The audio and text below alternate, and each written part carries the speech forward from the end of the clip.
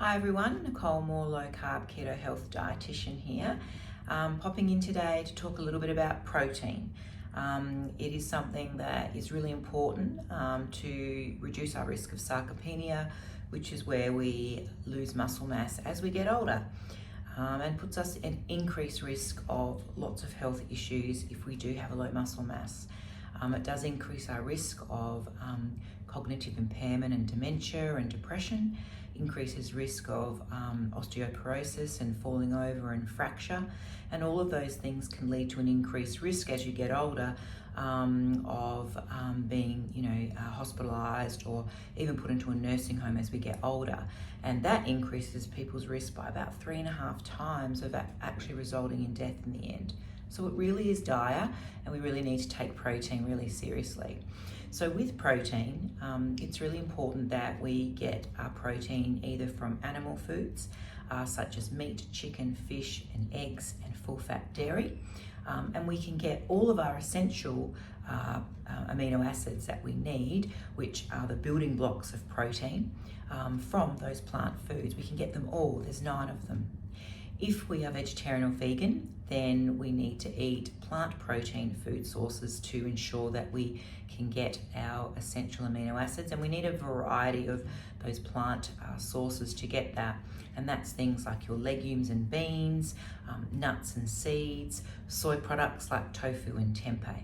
So spirulina is another one actually that you can use, which is an algae powder that does have some essential amino acids in it. So we have plant and animal proteins, and animal proteins are a lot more bioavailable, but clearly again, if you're vegetarian or vegan, you need to get your plant sources in. So we get our protein from those animal foods, and it's important to understand how much protein you need. Now, generally, we are looking at around about 1.2 to 1.5 grams of protein per kilo of body weight. And the recommended daily allowance is actually 0.8, which really we class here at Low Carb Keto Health as a minimum to be consuming, because there's a lot of papers out there and position statements showing that as we get older, and if we're active or if we're unwell, that our protein needs actually go up. So on a low carb ketogenic diet, 1.2 to 1.5 tends to be a sweet spot per kilo of body weight. So you can sort of calculate how much protein that you do need. So let's just pluck out a number, and let's assume that you need at least around 90 grams of protein per day to ensure that you can keep healthy and that you can get good muscle synthesis and repair. Protein is important for many other functions in our body, enzyme reactions like in our digestive enzymes and in our antibody and protection of diseases in our body, for structure of cells and collagen and skin and hair. So there's many important things that we need protein for, and one of those is absolutely muscle synthesis and repair to build muscle and prevent us from losing muscle.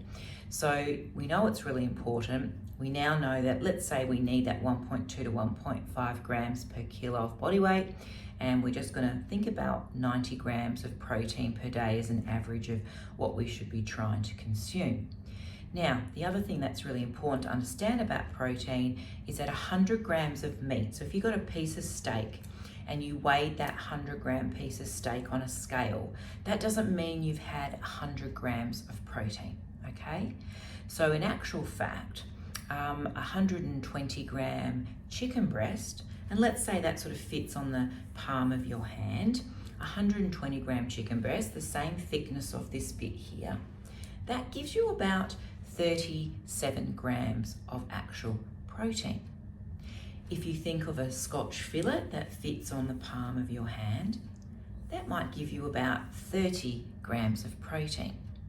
If you think of 2 eggs, that only gives you 13 grams of protein. So 4 eggs gives you, roughly what fits on your palm again, around about 30 grams. So for the ease of today, let's just assume that some protein that fits on the palm of your hand will give you about 30 grams of actual protein. And that will look like a whole chicken breast that weighs 120 to 150 grams. That will be a Scotch fillet that weighs sort of that 150 grams. That'll be 4 eggs that might weigh around 130 grams. But all of those different weights still give you only 30 grams of protein. So to get 90 grams of protein a day, you'd need to eat at least 4 eggs, a Scotch fillet, a chicken breast, and probably, maybe another little snack in there of a tin of tuna. And all of that will give you around that 90 up to sort of 100 grams of protein. So are you eating 4 eggs, a tin of tuna, a chicken breast, and a Scotch fillet every day? Question mark. And most of the clients that I see say, no way, I'm not eating enough protein. And as we've already talked about, it's so important for your muscle synthesis and repair. So you're going to be at risk of having a low skeletal muscle mass if you're not eating enough protein. So 100 grams of steak is not 100 grams of protein.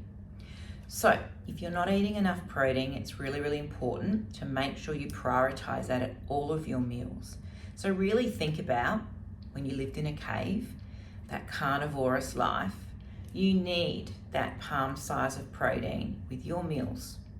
And what's also quite interesting with some articles that have, some research being done by Simon and other groups, that they're finding that 30 grams of protein in one sitting is about the maximum amount of protein our body can use.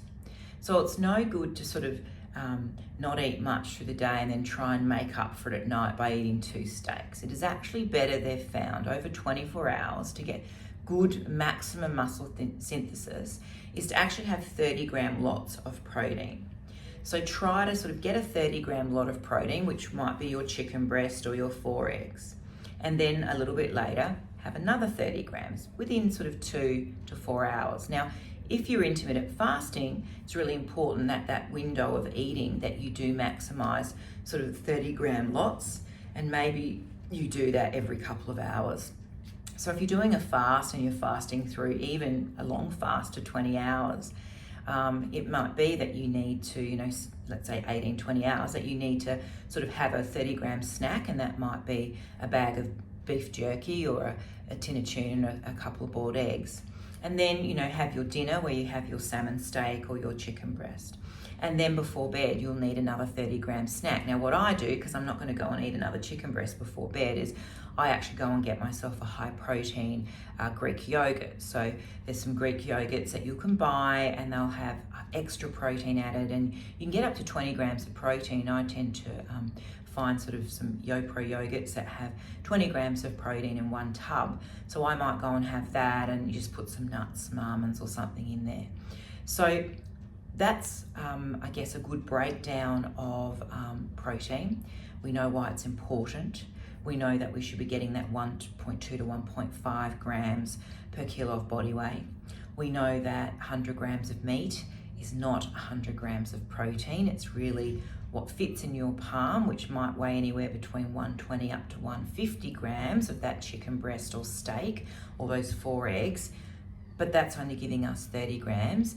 And we now know that we need to spread those 30 grams out into sort of, over the day, or if we're fasting, just get 30-gram lots, and a couple of hours later, another 30-gram lot.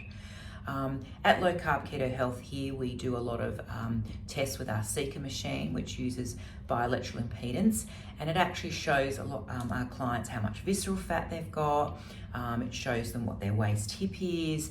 It also shows them their skeletal muscle mass, and they have the red and the amber and the green zone. So clearly the red is not great, and that means you've got very low skeletal muscle mass for your age. Amber means you're not too bad, but you need more, and green means you're nailing it. So if you haven't had one of those tests done, come and see us here at Low Carb Keto Health, and our lovely Dr. Laureen Lawler-Smith can do a Seeker test on you and share this with maybe your friends or family members that maybe really need to look at their skeletal muscle mass and see where they're sitting, and also their visceral fat, which we know is, really dangerous fat for our health. And again, we find people who do a low carb ketogenic diet and end up eating more protein, when we do their initial seeker and their muscle mass is really, really low or in the red zone, we always see within a month that they've actually gained muscle. And that's not because they've gone out and actually done more exercise. Usually they're not even exercising in the first sort of 1 to 3 months. They're just focusing on a low carb diet and increasing their protein.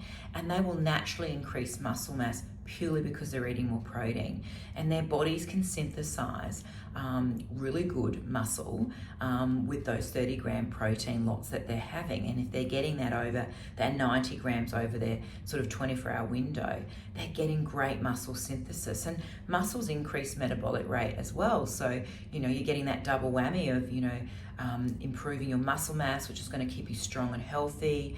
We're also, enabling people to increase their metabolic rate. And also muscle, I guess the third bonus is it's a really good sugar kind of burner. So the cells in there will burn sort of the sugar that our bodies are naturally producing on a ketogenic diet as well, and help improve our insulin sensitivity.